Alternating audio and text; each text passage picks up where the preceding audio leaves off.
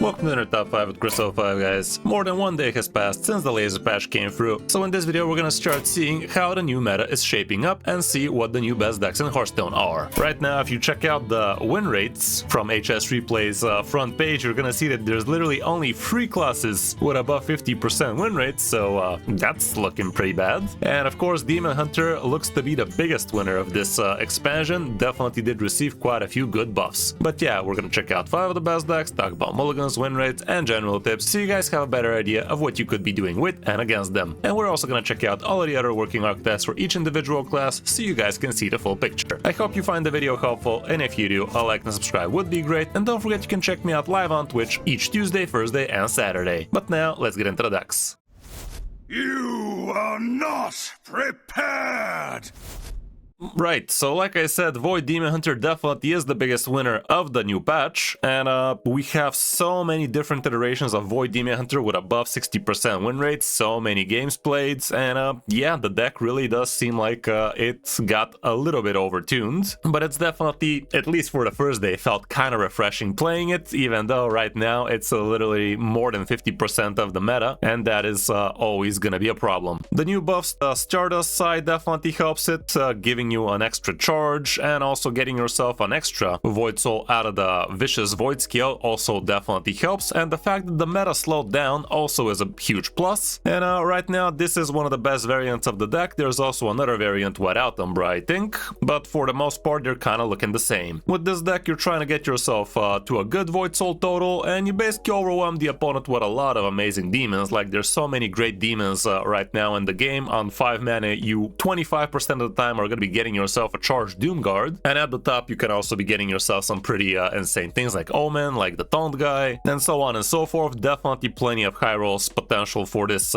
deck, so no wonder everybody's jumping on the bandwagon and spamming wins with it. You do have yourself the Ravenous package here, so you can actually revive your Vicious Void skills over and over again, and you do also have Umbra, which is also going to give you even more stuff. So yeah, you basically at some point overwhelm the opponent with way too much stats, way too much fast, and they just simply stop kicking. Matchup wise, here's what we have right now. Not that very many games with it, but still you get to see everything is very positive, or at least 50-50. And we can also check out all sorts of different versions of the deck. Here's one with Trastaff instead of Kane. This is looking close to what I actually tried on day one. And here we can see much more matchups. Apparently Quest Mage might be a problem, Egg Warrior as well, other fellow Demon Hunters, but for the most part you should be climbing with ease. When it comes down to the mulligans, going first, you are going to want your Vicious Void skill, your Void Soul, the Sigil, the Grim Harvest. The Broxigar package is also in here, by the way, so the first portal can also be a keep. Void Blast might also make sense against some matchups. Wyvern Slumber can also be great. Kind of weird that this deck does not run the Vipers, or more like the Serpents or whatever, but I guess. Going second, again, kind of the same deal. Look for your Void stuff and the early game, and you should be good. For other good Demon Hunter decks, look at this nonsense. So many Demon Hunter decks with 62+ win rate. It's kind of insane, not gonna lie. And you could be building it in all sorts of different ways, it seems, but for the most part, yes, the Void package is definitely hella strong right now, and people are jumping on it like there's no tomorrow. And honestly, there might be no tomorrow. Like, I wouldn't be surprised if in a couple of weeks some of these buffs actually get toned down, because apparently it's kind of broken right now. It really didn't need that much to actually pick up, and right now people are picking up hard with it. Spot number 2 goes down to Hunter, the nerfed class, by the way, and yes, Confront the Tol'vir going up to 5 mana really doesn't change all that much for the win rate for this deck, especially in a new unrefined meta. After a big patch like this, people are just getting farmed by Face Hunters again. Story is all this time, and there's really nothing crazy about this list. It's literally the exact same Tripwire Face Hunter iterations we have been seeing for a while now, so really no need to talk about it too much. You can definitely check out my guide about it. We're not running the Underbelly in here, even though that deck also works just as good, if we gotta be honest, and it definitely does pack a mean punch, especially if the games go longer than they should. With this deck you basically get to have a pretty good early game with a good early curve, and around turn 3, turn 4 you got to overwhelm the opponent with a bunch of 5 drops out of your Beast Tripwire, or just with a ton of damage out of Arcane Tripwire. And again, Confront the Tol'vir is still as devastating as ever. Even at 5 mana, even at 6, it's still gonna be just spamming way too much stats for way too little. middle, and it does feel like the card is just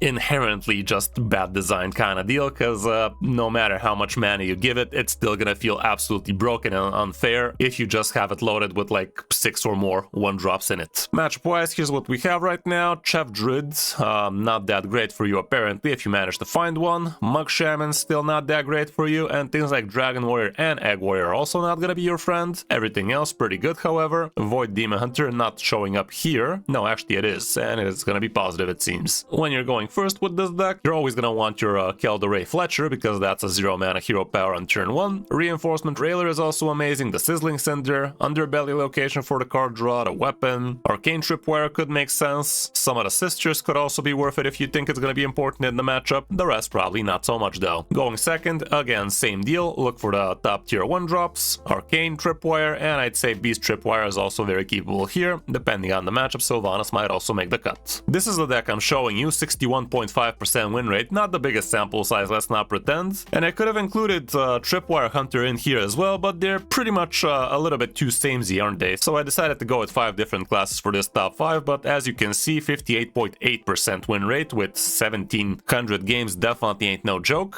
And yeah, the Briar Spawn package with Agamagam out of your King of the Underbelly can indeed be absolutely insane. And here the other beasts we have in would be Tordala, which I definitely agree with, and Reanimated Pterodax. Other than that, for Hunter, we don't really see all that much, it's just iterations of these two decks, so just stick with those.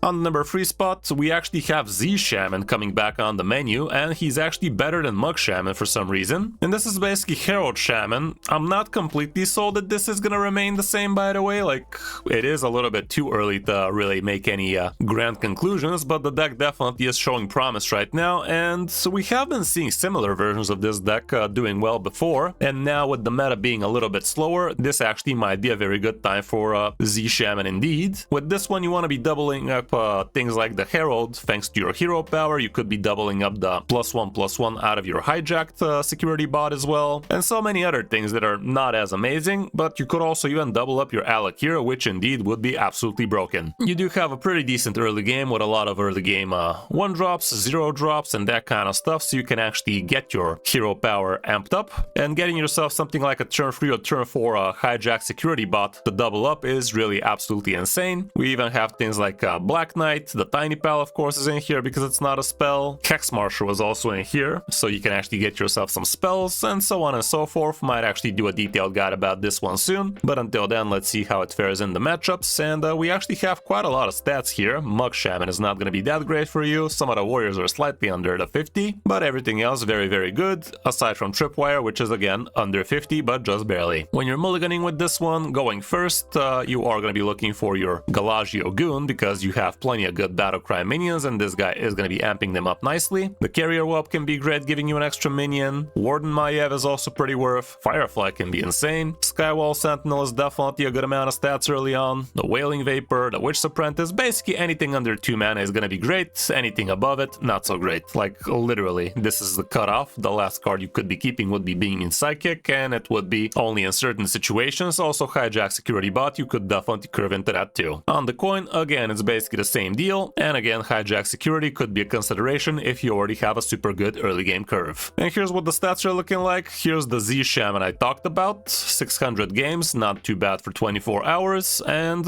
Mug Shaman is actually looking not so hot, guys. I did try it, it did feel slightly worse off in the first day, and apparently it's not so slightly, it's literally more than 5% at least for now, and that is not only because of the Blazing Invocation nerf, but also the matchup spread is just not that favorable for it anymore. The games are going a little bit slower, so you can't just tempo your way into wins, and yeah, apparently Mug Shaman not as hot right now. Other than that, we really can't see anything else going on right now, so yeah, stick to Z for now and see how it goes. Next up, we actually have Herald Warlock, and I did try something very similar to this list. Here we even have Cho'Gall included, which is actually kind of nutty. And yeah, the buffed Imgang Stooge as well as the Annihilation definitely feels a lot better for a deck like this. And this list is indeed running Spire of Solitude, which definitely felt like it was missing in the last list I showed you. It also has a couple of Vipers in here, so you can handle some weapon decks, like right now Void Demon Hunter has plenty of weapons. Quest Mage is still something to look out for in top legend at least, and and so on and so forth. Having a Viper definitely could help on that front. You definitely have plenty of Herald action with this one. You do have a good amount of removal. You even have Shadow rounds in this one, which is kind of cool. Demonic Confinement is interesting inclusion in here. A couple of Glacial Shards definitely felt like it could be included in the last deck I showed. And this deck actually does not run a lot of the cards that felt questionable. We don't have Morag, we don't have the whatever the hell that 8-mana legendary girl was called, and Moarg is also missing in here. The only way you actually get extra demons out of Annihilation would be from your Imgang Stooges, and that's actually not a bad thing, I'd say. Definitely worth giving an updated guide about this one. Maybe we are gonna try it tonight on stream, so be on the lookout for that one. Matchup wise, we don't have too much stats just yet, but you're gonna be barely above 50 against Void Hunter. It's still not a very solid deck. We don't have similar decks either, but still, for now, the stats for it are actually kind of decent. When you're starting the game, here's what the cards you're gonna be looking for are gonna look like. Going first, always Unseen Atlas would be a great keep. The Stooge is awesome. The Shadow Sworn Disciple is okay, even though on turn 2 you're probably gonna prefer Hero Powering. Depending on the matchups, you could be keeping some removals if it makes sense, like Shadow Rounds, like Hellfire, like a Ruster Viper against Demon Hunters, for instance. Spire of Solitude, if you're curving into it, could also be pretty worth it. On the coin, again, Atlas absolutely important. Imgang Stooge, the rest kind of questionable depending on the matchup. Here's the stats we're seeing right now. This is the list I'm showing you. 57.7% win rate, not bad at all. And we can actually see some pretty working Rafam Warlocks out there too. But yeah, this is a little bit out there just yet. Might just be day one stats kind of deal. It might fall off again in 53-ish% win rate in a few days, so don't go quickly crafting a bunch of questionable cards, especially like Cho'Gall. You can definitely try the deck without it. But yeah, for the most part, Warlock is feeling slightly better. Egg Warlock, nowhere to be seen right now. Rafam Warlock, kind of playable, but not top tier, that's for sure. And the last deck on the list is going to be Aggro Pally, which has been looking kind of questionable lately, even though it's still definitely a pretty disgusting deck to be playing against, especially with Nozdormu Bronze aspect. This card is just way too strong, and I was actually kind of surprised they didn't finally tone it down a little, like make it a 6-mana, make it not give it himself Divine Shield and such, something along those lines, because right now, if you play this guy with a couple of other minions on the board, on an empty board, it's basically game over. This is the Maiev Beatrix, a variant of Pally, which I did show you a guide recently about it. Definitely feels kind of cool, especially from Diamond 5 to Legend, and you can definitely make some pretty disgusting boards with it if you set it up properly. Matchup wise, here's what we have right now. A lot of positive ones, but you also have quite a few not so great, like Quest Priest, like Mug and Z Shaman, Dragon Warriors, that kind of stuff. The rest actually pretty good though, including things like Void Demon Hunter. Going first with this deck, you are going to be looking for a good 1-drop, for the flight maneuvers, for the Violet Treasure Gill, so you can actually get yourself flight maneuvers faster, and maybe a Maiev if you're curving into her, even though you do have 10 Maiev, so even if you do a full mulligan, statistically you should be drawing at least one of them, maybe even 2. Going second, it's kind of the same deal. Again, look for the maneuvers, for the good 1-drops, that kind of stuff. For other good Paladin decks, this is the one I'm showing you. Not the most insane win rate, but definitely pretty decent, and with a good sample size. We also have things like the Gelben Beatrix Pally still doing quite okay, but not insanely good. Several iterations of those, and the rest right now are not very populated or good.